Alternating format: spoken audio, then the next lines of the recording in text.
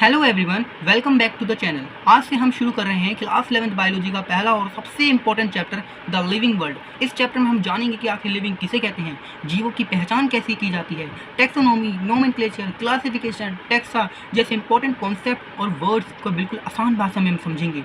अगर आप CBSE, NEET या किसी भी कॉम्पिटेटिव एग्जाम की तैयारी कर रहे हैं तो इस चैप्टर को अंत तक जरूर देखिए। तो चलिए बिना समय बर्बाद किए हम शुरू करते हैं। क्या आपने कभी सोचा है कि किसी चीज़ को लिविंग यानी कि जीवित क्यों कहा जाता है? आज हम इसी सवाल का जवाब ढूंढेंगे और शुरू करेंगे क्लास 11th बायोलॉजी का पहला चैप्टर द लिविंग वर्ल्ड। तो चलिए शुरू करते हैं।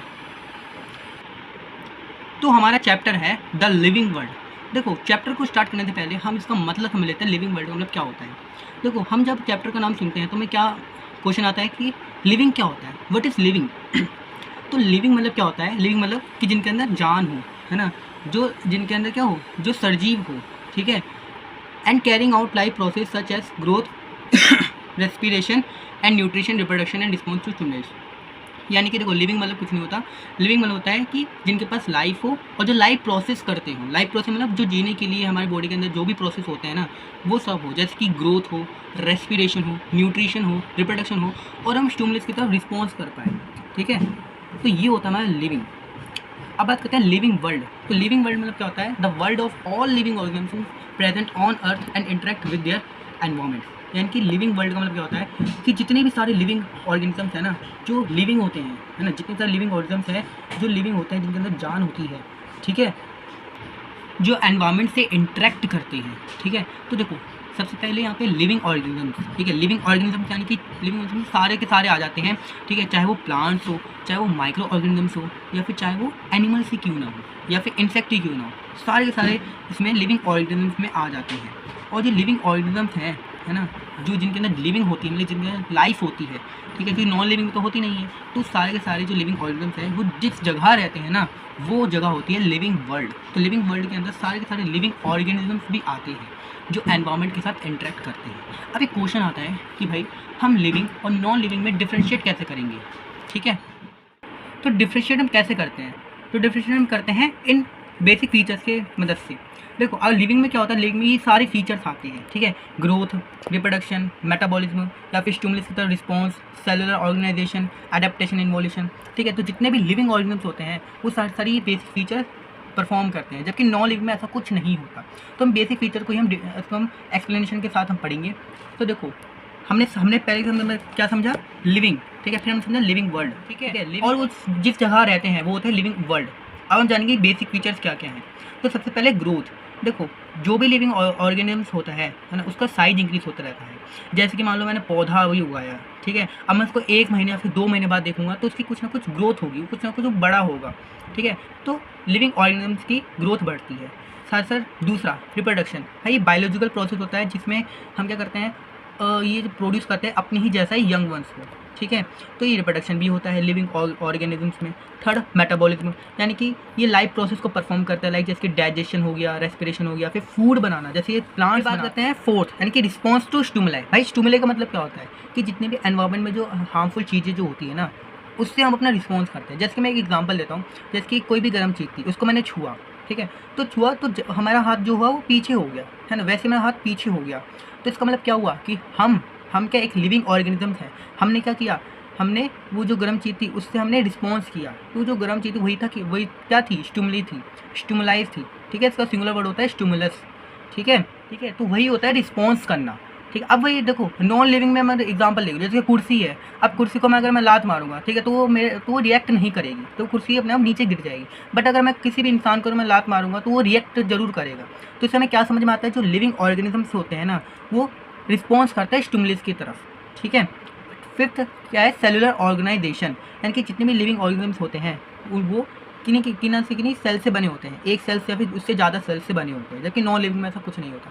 सिक्स्थ है एडेप्टेशन। एडेप्टेशन एंड इवोल्यूशन, ये बहुत इंपॉर्टेंट है। एडेप्टेशन यानी कि हमें उस स्थिति में ढाल देना, ठीक है। अनफेवरेबल कंडीशन में भी हम अपने आप को अगर हम सहन कर पाए, अपने आप को हम डेवलप कर पाए, तो वो होता है एडेप्टेशन। जैसे इसका भी एग्जांपल लेता हूँ कि मान लो बहुत कड़ाके की सर्दी पड़ रही है, ठंड पड़ रही है, तो हम क्या करेंगे, अपने आप को अडेप्ट करने के लिए हम चद्दर लेंगे, हम स्वेटर लेंगे, हम जैकेट लेंगे पहनेंगे, हम बिस्तर पर लेट जाएंगे, देंगे, सारी खिड़की विड़की बंद कर देंगे। तो हमने क्या किया, हमने अनफेवरेबल कंडीशन में भी, यानी कि जो कंडीशन हमारे अगेंस्ट हो तो तब भी उस कंडीशन में भी हमने अपने आप को अडेप्ट किया, अपने आप को हमने अपग्रेड किया, ठीक है। तो वो होता है एडेप्टेशन, और ये सिर्फ लिविंग ऑर्गेनिजम्स भी कर सकते हैं।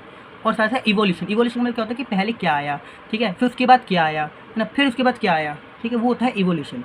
ये भी लिविंग वर्ल्ड में ही, लिविंग ऑर्गेनिज्म में ही मुमकिन होता है।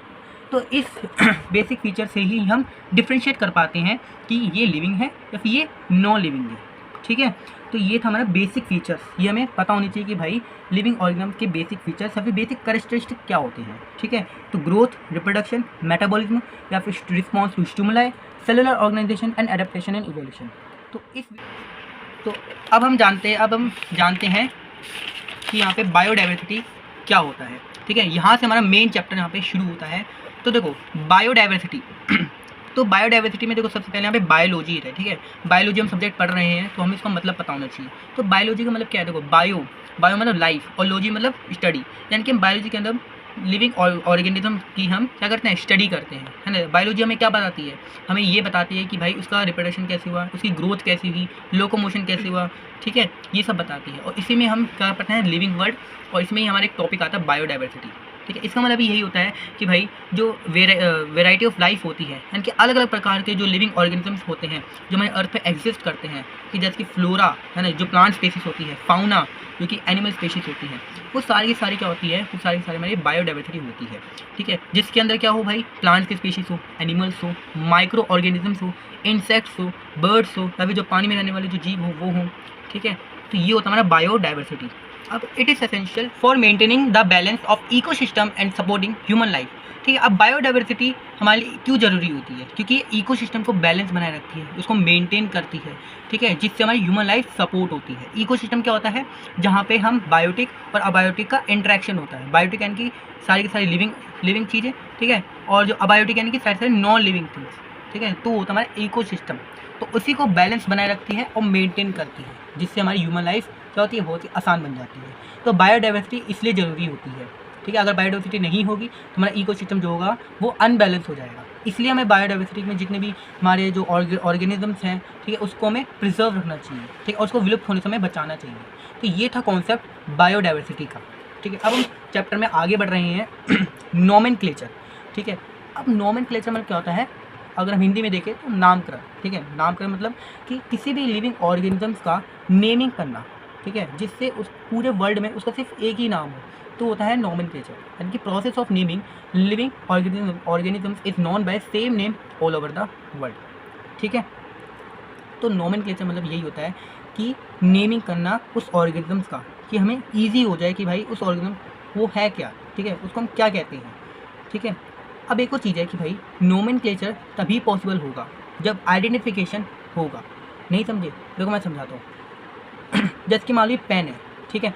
अब जिस इंसान ने भी इसका नाम पेन रखा होगा, ठीक है, इसका नाम पेन रखा होगा, तो उसने पहले क्या किया होगा, उसने पहले इसको आइडेंटिफाई किया होगा, उसको पहले पहचाना होगा कि भाई ये पेन करता क्या है, ठीक है, ये चीज़ की इंपॉर्टेंस क्या है, ठीक है, इसका कलर क्या है, इसका साइज़ क्या है, ये सब उसने डिफाइन किया होगा, ठीक है। पहले इसको ऑब्जर्व किया होगा, तभी उसके बिहाफ पर उसने क्या रखा होगा, नाम रखा होगा, ठीक है।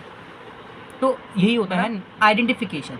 नोमेनक्लेचर करने के लिए हमें सबसे पहले आइडेंटिफिकेशन यहाँ पे करना होता है, ठीक है। तो समझ गए, तो ये था कॉन्सेप्ट नोमेनक्लेचर एंड आइडेंटिफिकेशन। ये दोनों ही हमारे वर्ड्स बहुत ही इंपॉर्टेंट हैं, ठीक है।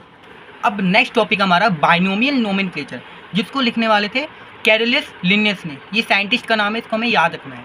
तो बाइनोमियल नोमेनक्लेचर क्या है, जिसमें हम साइंटिफिक नेम प्रोवाइड होता है, और इसके अंदर दो कंपोनेंट होते हैं, ठीक है। कंपोनेंट्स ऑफ बाइनोमियल नोमेनक्लेचर कौन कौन से होते हैं, एक होता है जेनेरिक नेम और दूसरा होता है स्पेसिफिक एपिथेट। तो जब भी हम साइंटिफिक नेम हम देखते हैं, उसको हम लिखते हैं, तो इसके अंदर दो चीज़ें आती हैं, ठीक है। जेनेरिक नेम जो होता है उसको हम जीनस कहते हैं, और स्पेसिफिक एपिथेट जो होता है उसको हम स्पेशीज़ कहते हैं। जो जीनस होता है वो कैपिटल लेटर से स्टार्ट होता है, जबकि जो हमारा स्पेशीज़ है वो स्मॉल लेटर से स्टार्ट होता है। अब एक बात हमारे मन में आई होगी कि भाई कि किसी भी लिविंग ऑर्गेनिज्म का हम साइंटिफिक नेम क्यों रखते हैं जबकि उसका कॉमन नेम है। तो इसको मैं एक एग्जांपल से आप मैं समझाता हूँ कि मान लो है ना, मैंगो है, ठीक है, उसको हम इंग्लिश में हम हमको क्या कहेंगे, मैंगो। हिंदी में क्या कहेंगे उसको, आम। और अगर संस्कृत में कहेंगे क्या कहेंगे, आम्रम। और भी लैंग्वेज होगी जिसमें उसको अलग अलग उसका नाम होगा। तो अगर मान लो मुझे इंग्लिश आती है, सिर्फ मुझे इंग्लिश आती हो और कोई भी लैंग्वेज मुझे नहीं आती हो, और मैं ऐसे शहर में गया कि जहाँ पे क्या हो, जहाँ पे से लोगों को हिंदी ही बोलनी आती हो, और वहाँ पे मैंने बोला कि गिव मी मैंगो, है ना, मुझे मैंगो चाहिए, तो वो इंसान समझ नहीं पाएगा कि भाई क्या कह रहा है ये, है ना, और वो जो कहेगा वो मैं नहीं समझ पाऊँगा। तो इससे क्या होगा, इससे कन्फ्यूज़न होगा, इससे हमारी कम्युनिकेशन नहीं बढ़ेगी, कम्युनिकेशन बेहतर नहीं होगी। तो इसी को सॉल्व कराने के लिए हम क्या करते हैं, हम जितनी भी चीज़ें हैं ना उन सबका सिर्फ एक ही नाम रखते हैं, और वो जो सेम नेम होता है वही हमारा क्या होता है, बाइनोमियल नोमेनक्लेचर, जिसको हम बोलते हैं साइंटिफिक नेम। ठीक है, और ये साइंटिफिक नेम होता है, ये पूरे वर्ल्ड में होता है, चाहे हम किसी भी देश में चले जाए, किसी भी कोने में चले जाए, है ना, वो नाम वही रहेगा, है ना, वो चेंज नहीं होगा। ठीक है, अब जैसे कि मैं बोलूँ मैंगो, ठीक है, मैंगो का जो साइंटिफिक नेम होता है वो होता है मैंगीफेरा इंडिका। ठीक है, इसको हम नेपाल में भी देखें तब भी यही नाम होगा, जापान में देखें तब भी यही नाम होगा, किसी भी कोने में चले जाए, किसी भी इंसान के पास चले जाए, नाम इसका यही होगा, साइंटिफिक नेम यही होगा। ठीक है, अब मैं इसको एग्जांपल के साथ समझाता हूँ। देखो जो दो कंपोनेंट्स हैं कैसे कैसे होते हैं। यहाँ पे देखो मैंगो का अगर मैं एग्जांपल लूँ, ठीक है, मैंगो, ठीक है, इसका अगर मैं साइंटिफिक नेम लिखूँ तो क्या होगा, मैंगीफेरा इंडिका। अब ये जो पहला वर्ड होता है ना, ये पहला वर्ड मैंगीफेरा, ये कहलाता है हमारा जेनेरिक नेम। ठीक है, क्या कहलाता है, जेनेरिक नेम, इसको हम जीनस बोलते हैं। और ये जो दूसरा वाला वर्ड है ये होता है हमारा स्पेसिफिक एपिटेट। क्या होता है, स्पेसिफिक एपिटेट, इसको हम स्पेशीज़ कहते हैं। ठीक है, अब ये जो पहला वर्ड है ये होता है जेनेरिक नेम, जो दूसरा वर्ड है ये होता है स्पेसिफिक एपिटेट, ये आपको पता होना चाहिए। ठीक है, अब जेनेरिक नेम जो होता है वो हमेशा कैपिटल लेटर से स्टार्ट होता है, ये देखो एम है, ये कैपिटल लेटर है, और जो हमारा स्पेसिफिक एपिटेट है, स्पेशीज़ है, वो स्मॉल लेटर से स्टार्ट होता है। यहाँ पे देखो आई जो है स्मॉल लेटर में है। ठीक है, क्वेश्चन भी आते हैं कि हमें क्या दे देंगे, हमें अलग अलग हमें साइंटिफिक नेम दे देंगे, और उसमें हमें बताना होगा कि कौन सा साइंटिफिक नेम सही है। ठीक है, यहाँ पे वो क्या कर सकते हैं, यहाँ पे इसको स्मॉल कर देंगे, या फिर इसको कैपिटल कर देंगे, या फिर साइंटिफिक नेम ही गलत कर देंगे और एक सही दे देंगे। ठीक है, तो हमें ये पहचानना होगा कि जो पहला वर्ड है उसका जो पहला लेटर है वो कैपिटल होना चाहिए, और जो दूसरा वर्ड है उसका जो पहला लेटर है ना, दूसरे का जो पहला लेटर है वो स्मॉल होना चाहिए। ठीक, और साइंटिफिक नेम भी सही होना चाहिए। ठीक है, स्पेलिंग वेलिंग सब सही होनी चाहिए, तभी वो उस चीज़ का वो क्या होगा, सही बाइनोमियल नोमेनक्लेचर होगा। तो आई होप आपको ये जेनेरिक नेम और स्पेसिफिक एपिटेट यहाँ पे समझ में आया होगा। अब तो दोस्तों हम मिलते हैं यहाँ पे अगली वीडियो में, अगले पार्ट में। ठीक है, अगले पार्ट में हम समझेंगे क्लासिफिकेशन क्या होता है। तो तब तक के लिए अपना ख्याल रखना, धन्यवाद।